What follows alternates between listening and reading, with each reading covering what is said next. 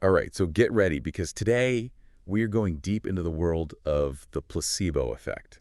Ooh, exciting. I know, right? We're going to unpack Joe Dispenza's book, You Are the Placebo. That's a good one. It is, it's a good one.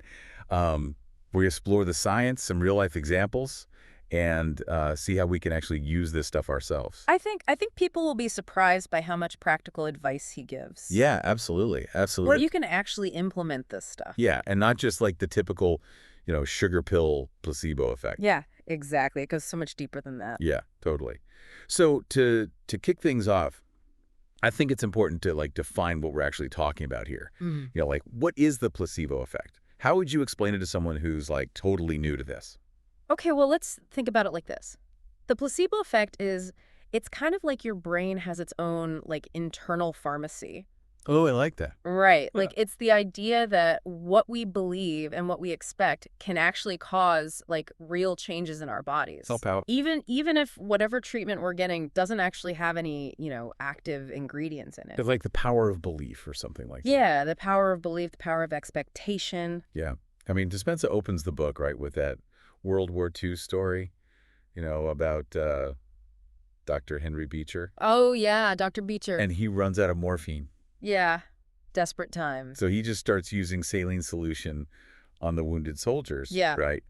And he tells them, hey, this is morphine. This is going to help with the pain. And it did. It did. It's wild. They felt relief, even though it was just salt water. Right, it was just saline solution, but the belief, their expectation that it was morphine, that was enough to trigger a physiological response. I mean, that just blows my mind. So does that mean like our minds can actually like make us sick too? If we Yeah. start believing we're sick, does that actually make it happen? It can, and Dispenza actually calls this the nocebo effect. The nocebo effect. Okay. Yeah, it's like the flip side of the placebo where negative expectations can lead to some, not so good outcomes. That's kind of scary. It is. And, he mentions the study where they took children with poison ivy Oh, no. and they exposed them to, like, harmless leaves, right? But they told them these leaves are poisonous. Ugh, so mean. I know, but they wanted to see what would happen, right? Right. And guess what?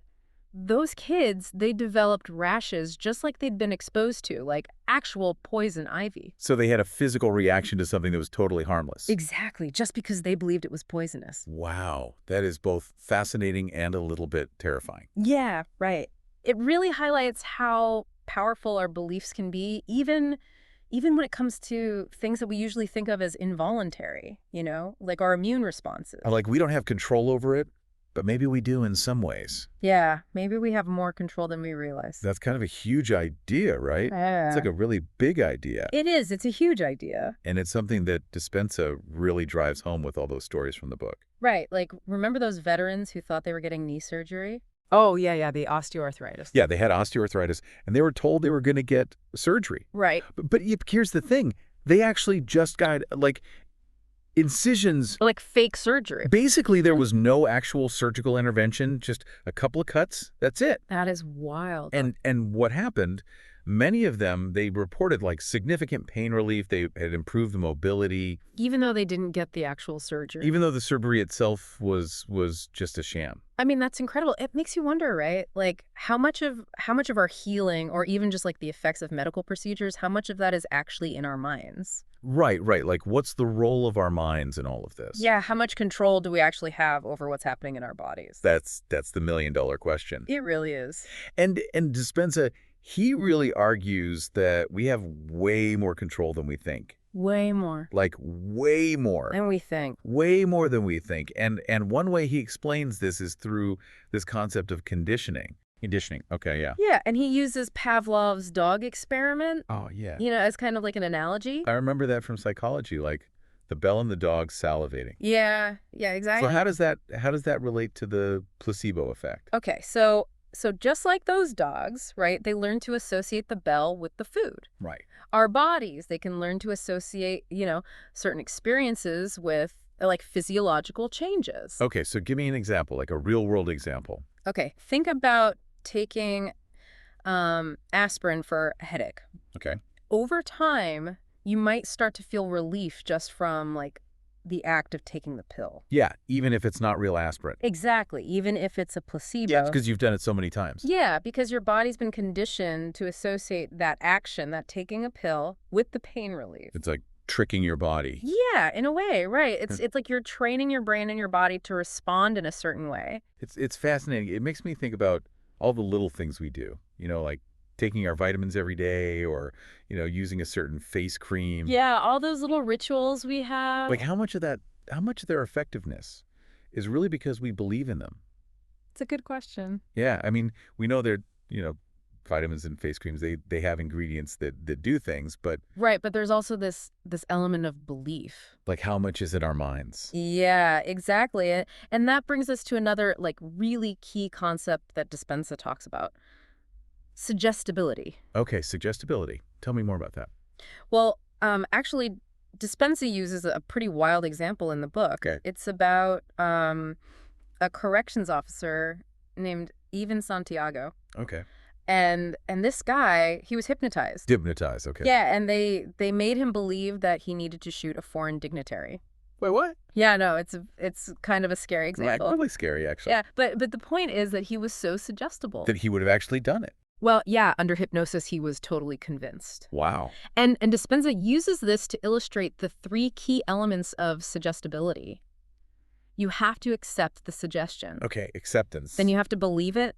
Belief. And then you kind of have to surrender to it, like not question it, just go with it. Oh, wow. Okay, I get why he used that example, but Extreme, yeah. it's intense. But it shows how powerful suggestibility can be. It does. It makes you think about how much of our daily lives are influenced by this stuff. Yeah, especially when it comes to our health and how we respond to treatments. Like maybe we're more suggestible than we realize. Yeah, and maybe our beliefs and expectations are shaping our experiences more than we think. I mean, that raises the question, if our beliefs are so powerful, how do we change them? Right, like especially those deep down beliefs that we might not even be aware of. Yeah, how do we shift those? Well, that's where it gets really interesting. Okay. Because Dispenza, he explains how these beliefs are formed in the first place. Okay. And it starts with, our thoughts and feelings, right? Yeah. We have a thought, we have a feeling, and if we keep thinking and feeling that same way over and over, Okay. those thoughts and feelings, they solidify into attitudes. Attitudes. And those attitudes, they eventually become beliefs, these kind of deeply held beliefs about ourselves and the world. It's almost like they get hardwired into us. Yeah, exactly. They become like subconscious programs running in the background, influencing how we perceive everything. Oh, wow. So it's not just like, positive thinking or something like that? No, it's much deeper than that. It's like a fundamental part of who we are. Yeah, it's like the operating system of our minds. I mean, he has that example, that really sad example Yeah. about those Cambodian women who literally went blind. Yeah, after witnessing those atrocities under the Khmer Rouge. Trauma actually changed their perception, like physically. It's a tragic example, but it shows just how profoundly our experiences can shape us, both positive and negative. On a really deep level. On a really deep level. Like our biology is changing. Yeah, it's not just in our minds, it's in our bodies, too. So then, I mean, the next question is, if negative experiences can have such a huge impact, can positive ones change us too? Like literally rewire us? That's what Dispenza is saying. Really? Yeah, he believes we have the power to consciously choose new thoughts, new feelings, new beliefs, and in doing so, we can reprogram ourselves for the better. For healing, for growth. For healing, for growth, for transformation. Wow, okay, now we're talking. Now it's getting exciting, right? Yeah, now I'm really interested. Because it means we're not just stuck with who we are. We can actually change. We can change, we can evolve. That is so cool. It's super cool. Okay, so how do we do that? How do we actually rewire ourselves? Well, that's where the book really starts to get into the practical stuff. Okay, the how-to. Yeah, and we'll dig into that in more detail in the next part of our deep dive. Awesome. I can't wait to hear more. Me too. This is fascinating stuff. It is. It really is. All right, so stay tuned, everyone. We'll be right back after a quick break. Sounds good. It's a lot to think about, right? Like, Yeah. we can change. We can evolve. We're not just stuck.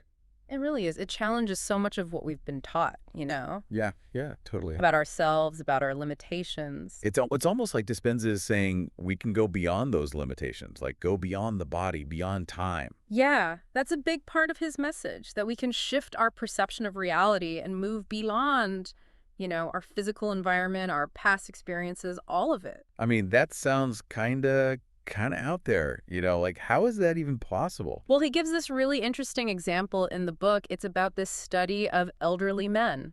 Oh, yeah, yeah. Tell me about that. So they took these guys and they put them in an environment that basically simulated their younger years. Like they went back in time. Not literally, but kind of. They Like surrounded them with things that evoked memories and feelings from when they were younger. music, photos, that kind of thing.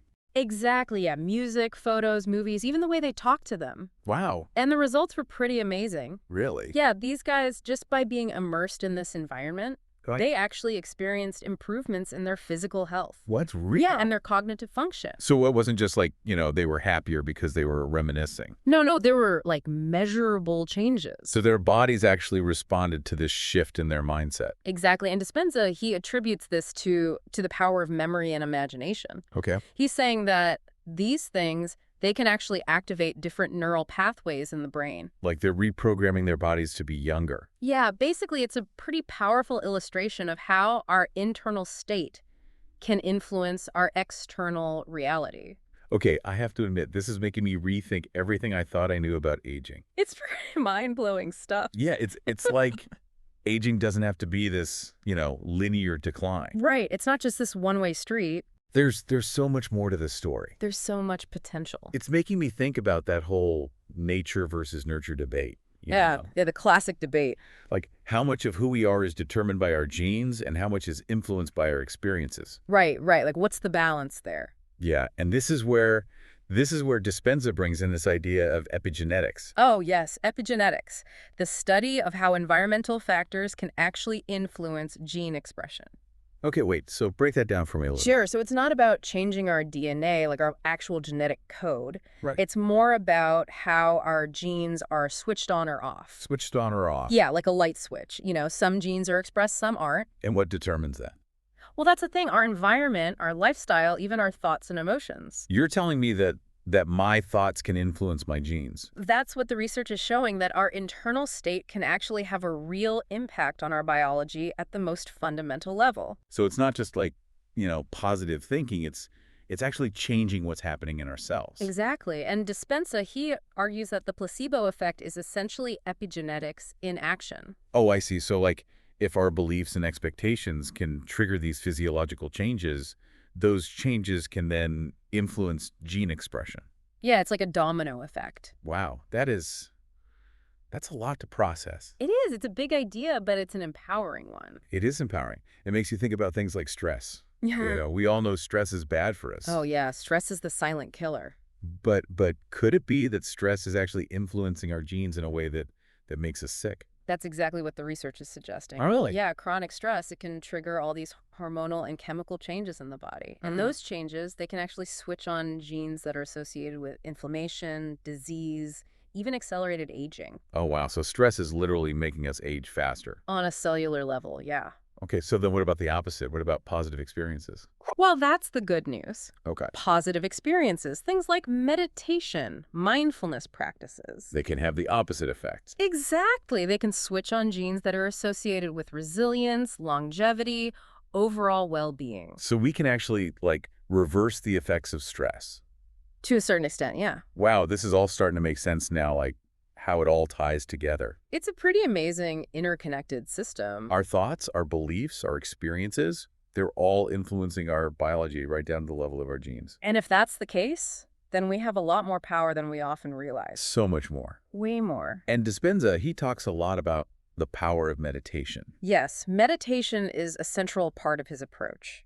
So how does that fit into all of this? Well, he says meditation can help us to shift our brainwave state. Okay, brainwaves, yeah. From beta, which is like, our active thinking mind, the busy mind. Always going, always thinking. Exactly. To alpha and theta, which are these more relaxed states. Oh, yeah, we talked about those earlier. Those are the states where we're more suggestible, right? Yeah. And more receptive to new information, more able to reprogram those old beliefs that might be holding us back. So instead of trying to force those thoughts out, we're just shifting into a different mode. Yeah, we're creating space for something new. Okay.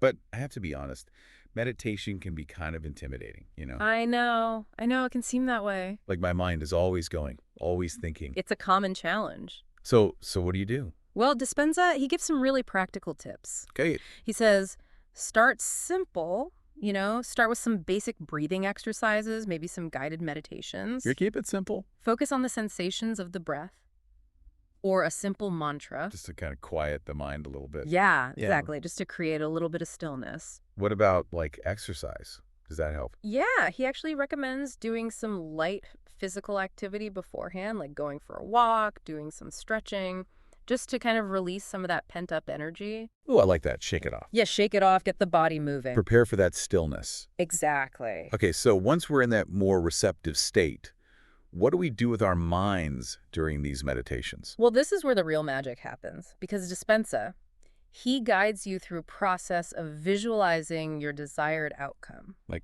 picturing what you want. Yeah, but not just intellectually. You actually feel it in your body. You embody the emotions as if it's already happening. So it's not just like, I want to be healthy, I want to be successful. No, it's deeper than that. It's like, I am healthy, I am successful. Yeah, you're feeling the joy, the gratitude, the peace, whatever emotions align with that outcome. And that's what sends the signal to our subconscious, right? Exactly. It's like planting the seeds of intention and then nurturing them with these powerful emotions. Like we're creating our reality. Yeah, we're actively participating in shaping our experience. This is all pretty mind-blowing stuff, It is. It challenges a lot of our assumptions about how the world works.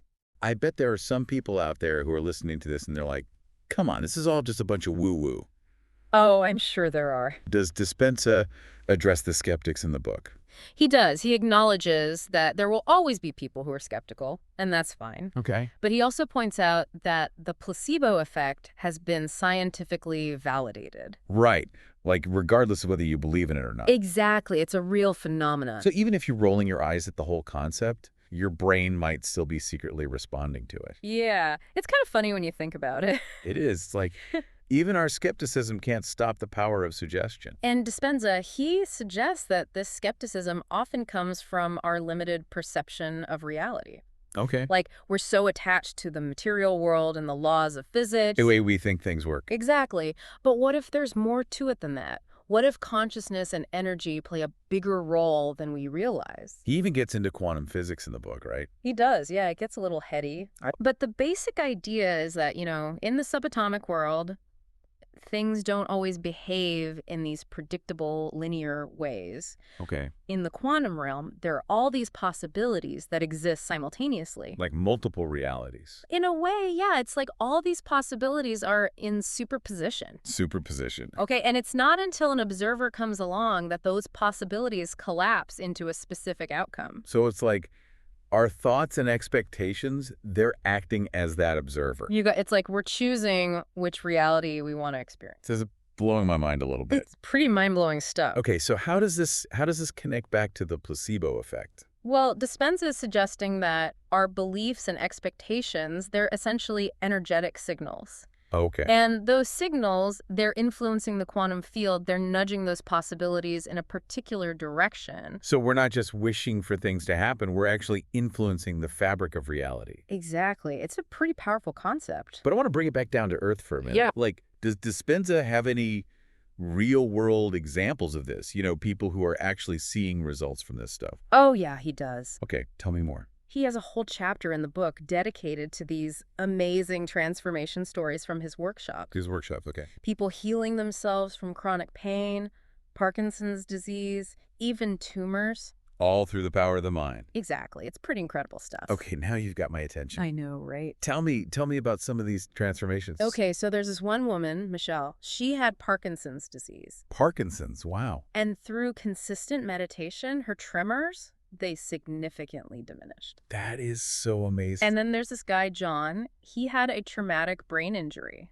Oh, wow. And he regained a lot of his cognitive and physical function. Through meditation? Through meditation, yeah. That's incredible. And then there's this other story about this woman, Bonnie. She had a tumor. Okay. And she was able to eliminate it through visualization techniques. Eliminate a tumor. Eliminate a tumor. That's wild. It's pretty amazing, right? It makes you wonder what's possible. If these people can do it, it makes you think, well, maybe we can all do it. Yeah, that's the point Dispenza's trying to make, that we all have this potential within us. Okay, so how do we tap into it? Where do we even begin?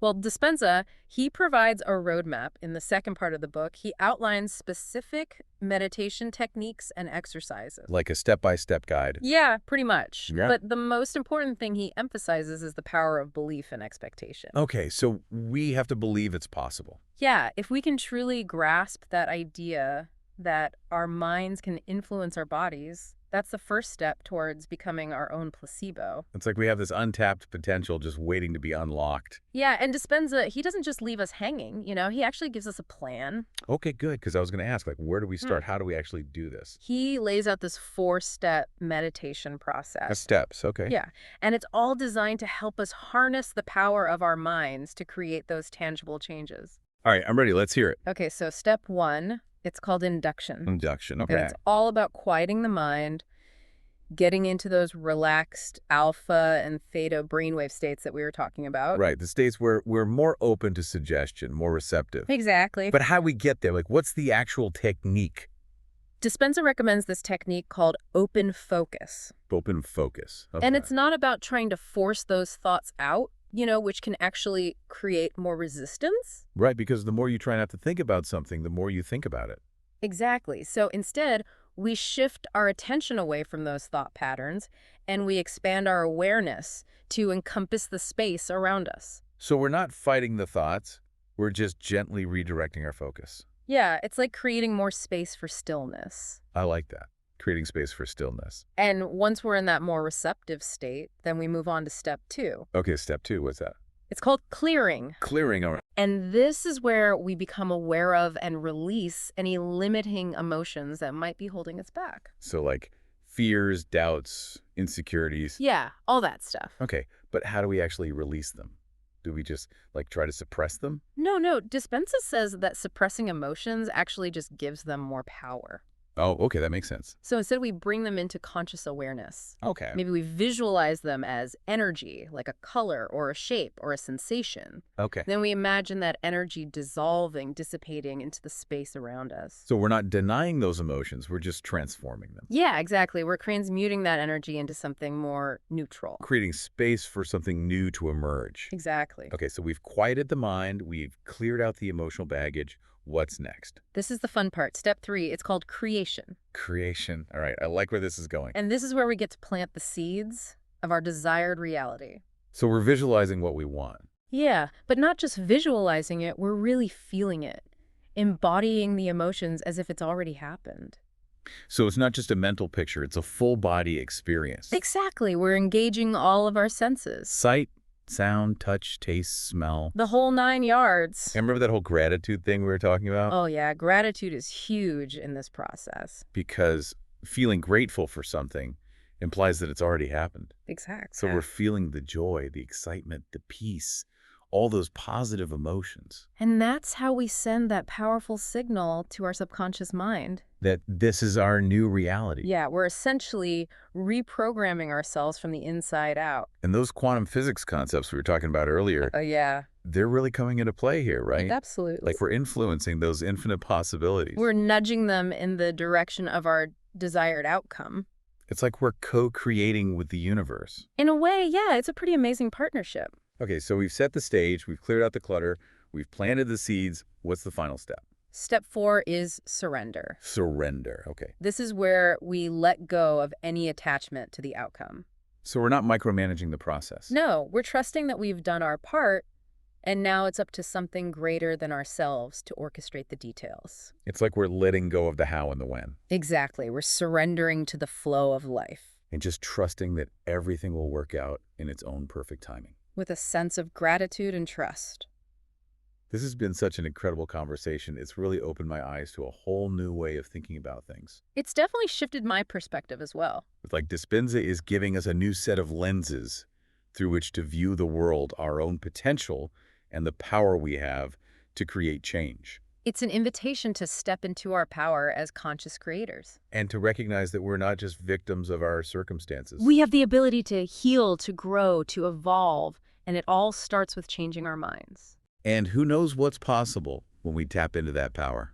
The possibilities are endless. Well, on that note, we'll leave you, dear listeners, to explore the incredible power of the placebo within. Thanks for joining us on this deep dive. Until next time, take care.